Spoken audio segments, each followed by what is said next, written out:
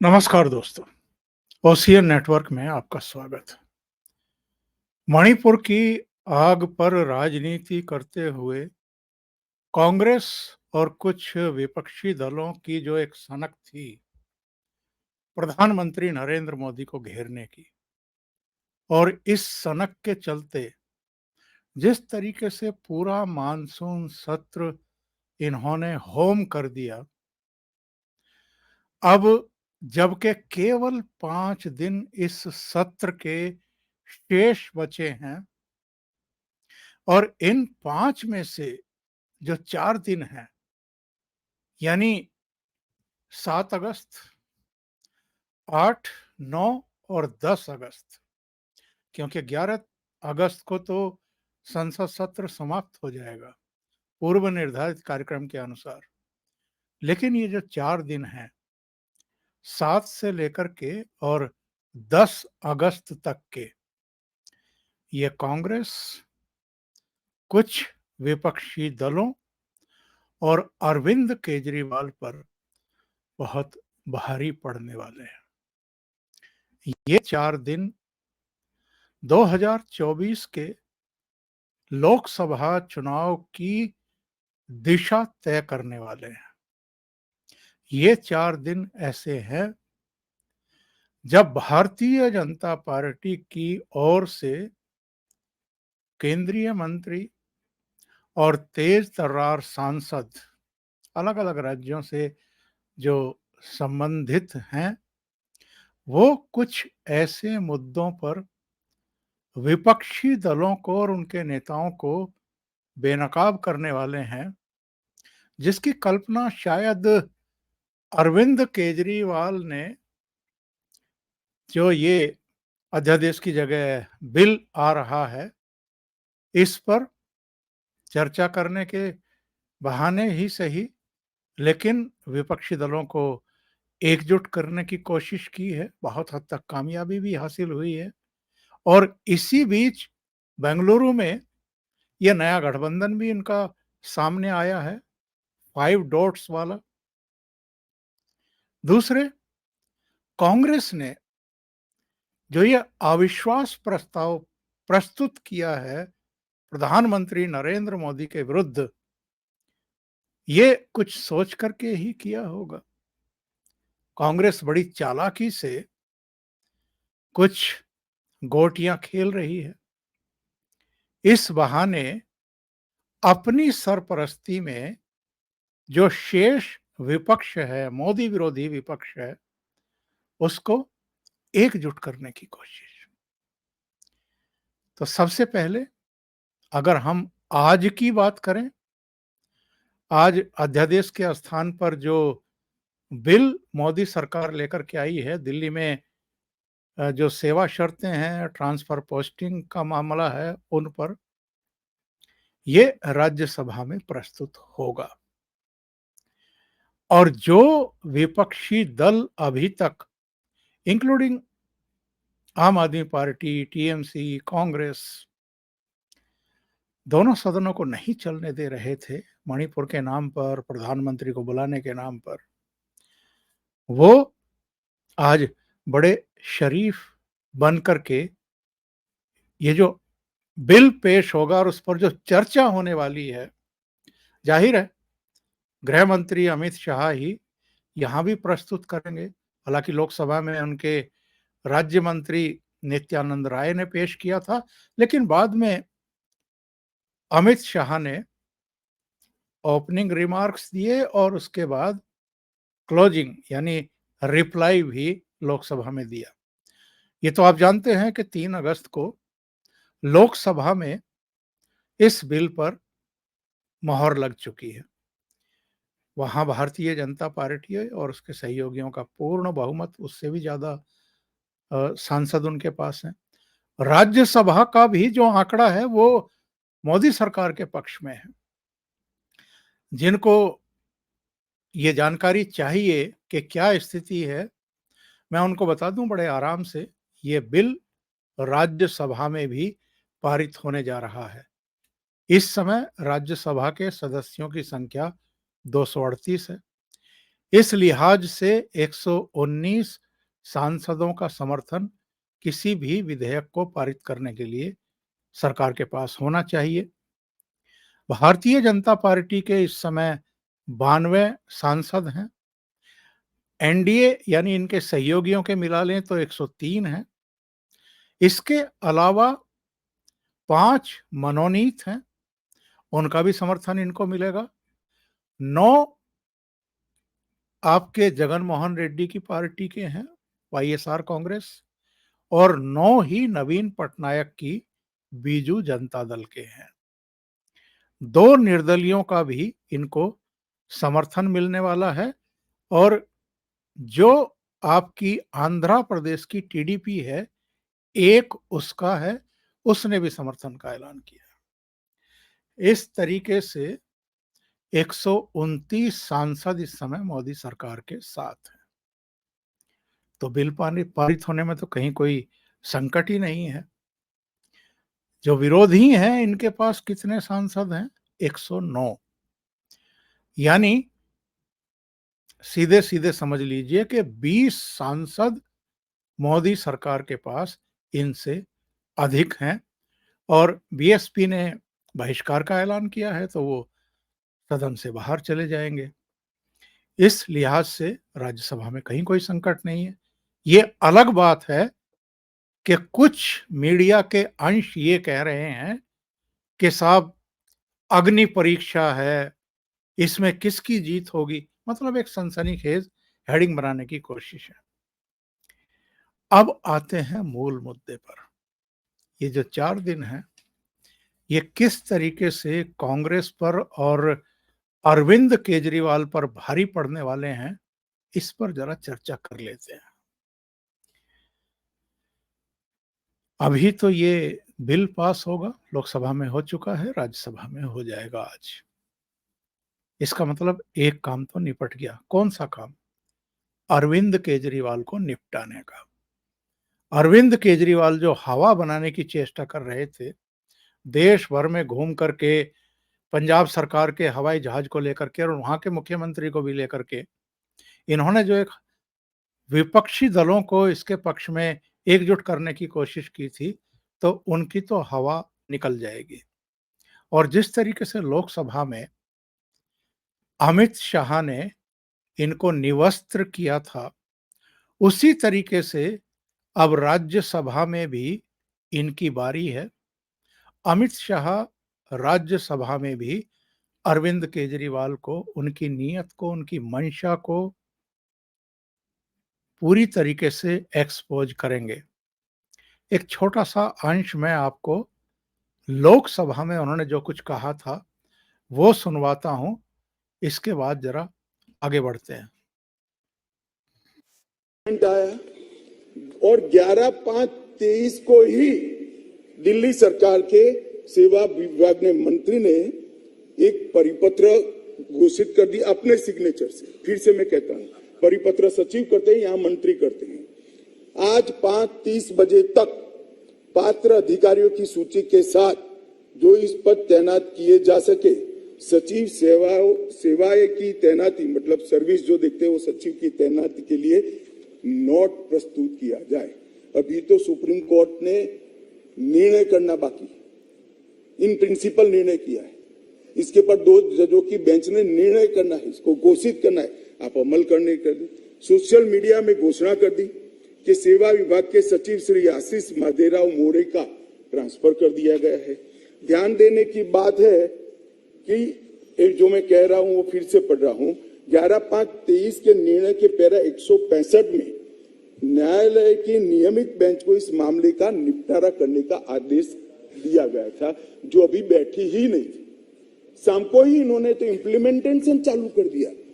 इसके बाद सतर्कता विभाग, विजिलेंस मंत्री जी ने सभी सहायक निर्देशकों को आदेश दे दिया कि विशेष सचिव सतर्कता, विजिलेंस कमिश्नर को के सचिव है विजिलेंस के, उसको रिपोर्ट न करिए, रिपोर्ट मत करिए।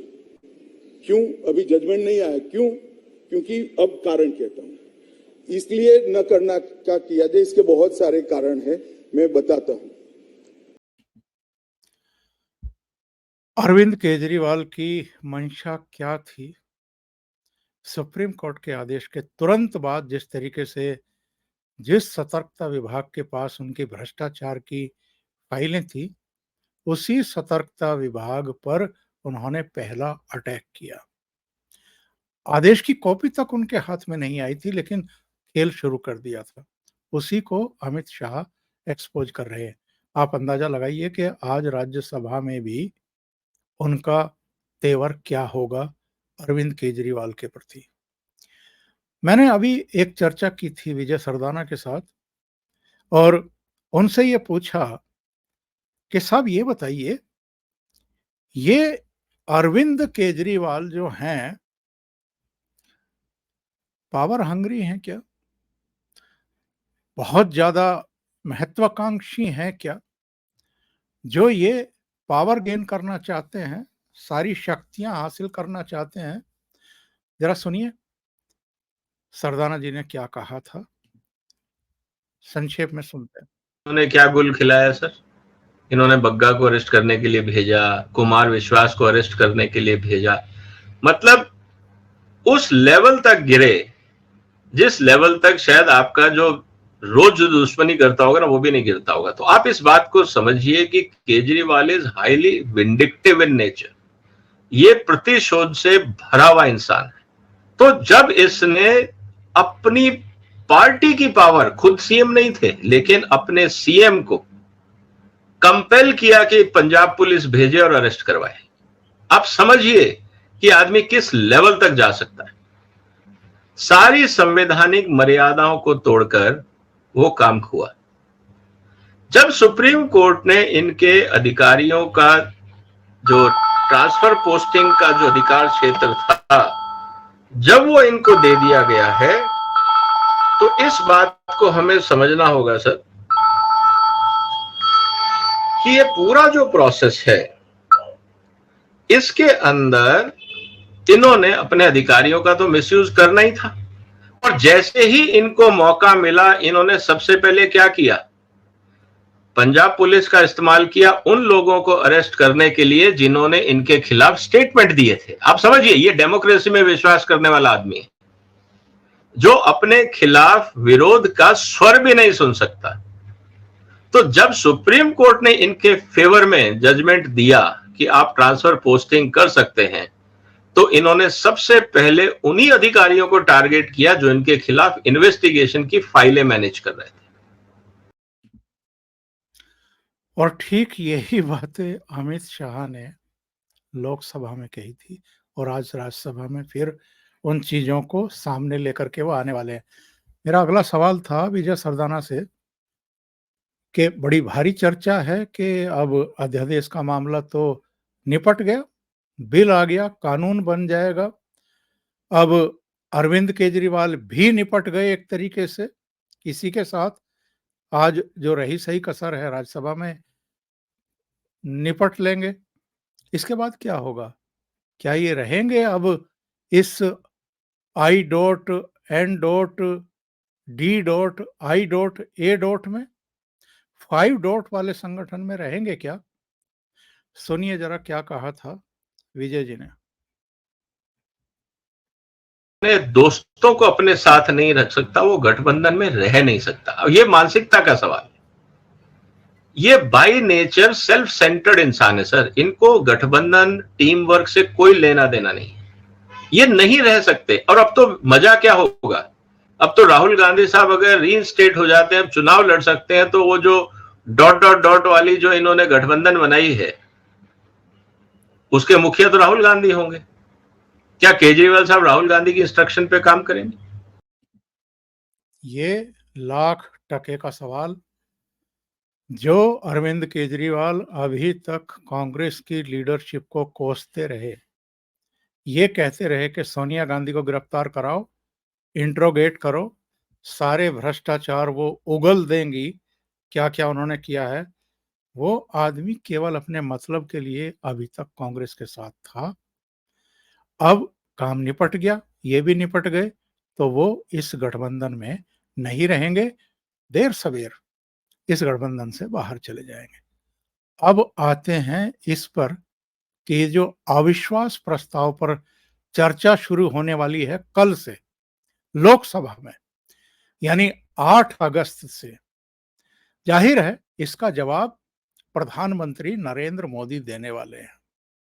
और इस बात की भी संभावना है कि तब तक राहुल गांधी भी लोकसभा में सदन की जो कार्रवाई है उसमें हिस्सा लेना शुरू कर दें और स्पीकर उनकी जो सदस्यता है उसको बहाल कर दें। कांग्रेस इसके लिए लगी हुई है। कांग्रेस का प्रयास है कि राहुल गांधी को नरेंद्र मोदी के सामने खड़ा किया जाए सदन में और राहुल गांधी से भी अविश्वास प्रस्ताव पर भाषण दिलवाया जाए। अब जो नरेंद्र मोदी से परिचित हैं, उनके कलेवर से परिचित हैं, जिस तरीके से वो धो करके बिना पानी और बिना साबुन के जिस तरीके से धुलाई करते हैं, उससे भी सब परिचित हैं। और राहुल गांधी ने इस बीच क्या-क्या बयान दिए हैं, ये भी हम और आप जानते हैं। तो नरेंद्र मोदी, ये आप तय मान लीजिए, जिस तरह की तैयारी है इस समय भारतीय जनता पार्टी की, नरेंद्र मोदी की, उनके संसदीय दल की, वो इस बार पानी पिला-पिला करके मारेंगे। और इनके जो कर्म रहे हैं अतीत में, चाहे मणिपुर की हिंसा हो, चाहे दूसरे राज्यों का मामला हो, या अतीत में जो इनके पुरखे हैं, उनके जो कर्म रहे हैं, उनको एक्सपोज करेंगे, इनको एक्सपोज करेंगे और इनको, वो कहते हैं ना कि मुंह दिखाने के लायक नहीं छोड़ेंगे। जिस तरह की डर्टी पॉलिटिक्स ये कर रहे हैं, पूरे मानसून सत्र को एक तरीके से इन्होंने निगल लिया। कामकाज ना हो, महत्वपूर्ण विधेयक, राष्ट्र हित के विधेयक पारित ना होने पाए और लगातार प्रधानमंत्री के खिलाफ नारेबाजी। मणिपुर को लेकर के, मणिपुर की हिंसा को लेकर के, जो कि एक जातीय और दूसरे तरीके की हिंसा है, और अतीत में कई बार ऐसे अवसर आए हैं जब ये हिंसा 7-7, 8-8 महीने तक खींची है, कई सौ लोग मारे भी जा चुके हैं। उसमें लोकसभा चुनाव से ठीक पहले आप प्रधानमंत्री नरेंद्र मोदी को घसीटेंगे और उनकी छवि खराब करने की कोशिश करेंगे, तो ऐसे मौके पर तो नरेंद्र मोदी चूकते नहीं हैं। उन्होंने 3 दिन रखवा दिए हैं चर्चा के लिए अविश्वास प्रस्ताव पर। आप इसी से समझ लीजिए कि भारतीय जनता पार्टी की तैयारियां किस तरह की है। और कांग्रेस जो चालाकी कर रही है, कांग्रेस जो चाहती है इस बहाने उसको एक्सपोज किया, मेरे साथ बातचीत करते हुए डॉक्टर अविनाश सिंह ने। सुनते हैं। चाहते इन सबों को मिला करके माहौल बना दो, सबको मिला करके करना हमें अपने मन की है। अब इस बात को मैं किस आधार पे कह रहा हूं करना अपने मन की? देखिए, ऑर्डिनेंस को लेकर के सारी पार्टियों ने कहा कि हम इसके लिए अविश्वास प्रस्ताव लेकर के आएंगे, मणिपुर की घटना को लेकर के, ऑर्डिनेंस को लेकर के, सारी चीजों को लेकर। 10 बजे विपक्षी एकता की मीटिंग है। 9:20 पे गौरव गोगोई जो आसाम से सांसद हैं, वो जाते हैं लोकसभा स्पीकर को एक पत्र सौंप देते हैं कि हम अविश्वास प्रस्ताव लाना है, रिक्वेस्ट दे देते हैं। सब जब 10 बजे इकट्ठा होते हैं तो सब भड़क जाते हैं। खड़गे साहब, ये क्या किया आपने? सबको साथ जाना था, ये था वो था। उन्होंने कहा कि भैया मुझे माफ कर दो, गलती हो गई, मिस्टेक। कांग्रेस जैसी पार्टी से गलती हो गई, 40 मिनट पहले आप क्यों भेज रहे हो भाई? ऐसी कौन सी आफत आ रही थी? कौन सा कल ही संसद चलना बंद हो रही थी? 11 अगस्त तक चलना है ना संसद को। तो वो चालाकी पकड़ी गई इनकी। ये चाहते थे कि ये अविश्वास प्रस्ताव का श्रेय अकेले कांग्रेस को मिले, किसी और को नहीं मिले। तो यहां श्रेय की भी लड़ाई चल रही है। देखिए, कांग्रेस ने अरविंद केजरीवाल की गर्दन एकदम पकड़ ली है कस के। इससे अरविंद केजरीवाल चाहे साथ रहे और चाहे साथ न रहे कांग्रेस के, कांग्रेस इनको दिल्ली और पंजाब के बाहर अब जाने नहीं देगी। और भाजपा के लिए एकदम जैसे कहते हैं ना कि एक कैच आता है सर बहुत ऊपर से क्रिकेट में, उसको पकड़ना बड़ा आसान होता है। एक होता है कि किसी के हाथ से निकाल के किसी के हाथ में पकड़ा दोगे, तो भाजपा के लिए मुद्दा बन गया है। तुम आज तक भाजपा की बी टीम बताते थे, सरकार अपने साथ बना लेते हो। अरविंद केजरीवाल पहली सरकार कांग्रेस के समर्थन से बनी मुद्दे पे मिल जाते हो तुम लोग। अजय माकन और पंजाब के नेता कहते रहते हैं कि भैया इससे दोस्ती मत करो, आप मानते नहीं हो। तो अरविंद केजरीवाल किस हैसियत से गुजरात में और राजस्थान में कांग्रेस के खिलाफ प्रचार करेंगे? और अरविंद केजरीवाल अब तक जो वोट पाए हैं, यानी आप ये समझ लीजिए कि ये जो दो चीजें आई हैं, एक पर तो अरविंद केजरीवाल निपट रहे हैं, आज निपट जाएंगे, और दूसरे पर अविश्वास प्रस्ताव पर कांग्रेस की वो धुलाई होनी है, क्योंकि भारतीय जनता पार्टी के सूत्रों का कहना है कि तैयारी मुकम्मल है, पूरी तरीके से हम तैयार हैं इनको एक्सपोज करने के लिए। और प्रधानमंत्री चाहते हैं कि ये एक अच्छी अपॉर्चुनिटी मिल गई है तो 2024 के लोकसभा चुनाव के लिए यहीं से, इसी चर्चा से मंच और मुद्दे दोनों तैयार कर दिए जाए। सबकी निगाहें आज राज्यसभा पर है और कल, परसों और उससे अगले दिन यानी 10 अगस्त तक लोकसभा पर टिकी हुई रहेगी। और प्रधानमंत्री के जवाब का इंतजार तो पूरा देश करता है और इस बार दुनिया भी करेगी। कांग्रेस की उसके बाद क्या हालत होगी, राहुल गांधी की हालत क्या होगी, जरा ये भी देखना बड़ा दिलचस्प होगा। अभी के लिए इतना ही, बहुत बहुत धन्यवाद। अगर आपको ये चैनल और इसके कंटेंट पसंद आ रहे हैं तो लाइक करें, कमेंट करें, वीडियो को शेयर भी करें। अभी तक अगर आपने ये चैनल सब्सक्राइब नहीं किया है तो सब्सक्राइब कर लीजिए और साथ में लगे बेल आइकॉन को दबाना ना भूलें, ताकि आगे आने वाले वीडियो और उनके नोटिफिकेशन आप तक पहुंचते रहें। बहुत बहुत धन्यवाद। नमस्कार।